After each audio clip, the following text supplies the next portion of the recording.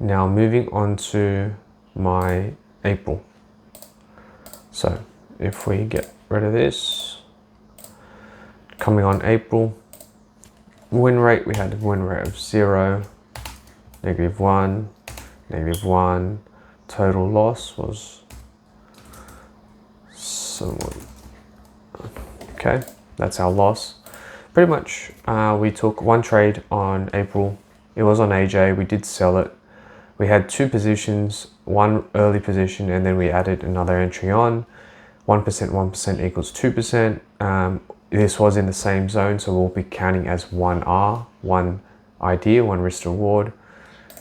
In terms of what ended up happening, we had a break of daily support. We had falling accumulation for 2 days.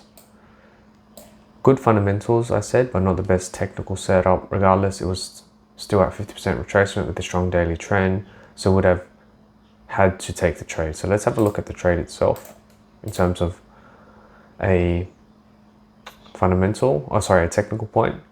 We had this zone here, which look, it wasn't really a strong zone, to be fair. It was just a pause in price here. Maybe this zone would have been more confirmation. What I liked seeing was this entry here was just an early entry, 1%.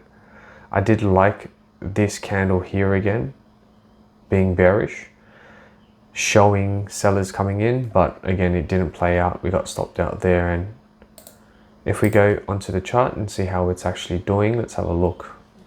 So that's 91.875. Yeah, you guys can see this would have been a better zone, but it didn't provide no entry candle anyways. It just pumped up from it. So the next zone, probably looking at here, or actually here would be the next zone. So let's just actually mark that up. But like I said, I'm actually bullish on AJ right now. It's changed, sentiment's changed. We have break of structure here. We have a nice retracement here, potentially reaching here, and we can go long, maybe even touch that point there. So that's what I'm thinking. No longer bearish on AJ, I'm actually bullish. So that's that. Yes, so we've got April done. We have, that's my loss for the month. Overall in the year, if we were to add just from a risk to reward point of view, we've got -1, 5.22,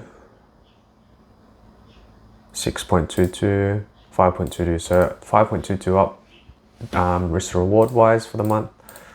We are obviously not in profit for this month just because of this incorrect position size and whatnot, but it doesn't matter. I'm definitely still consistent.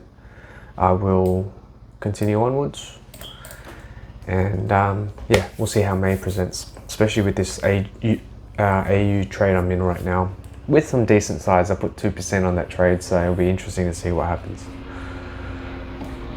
Now that should be it for the day.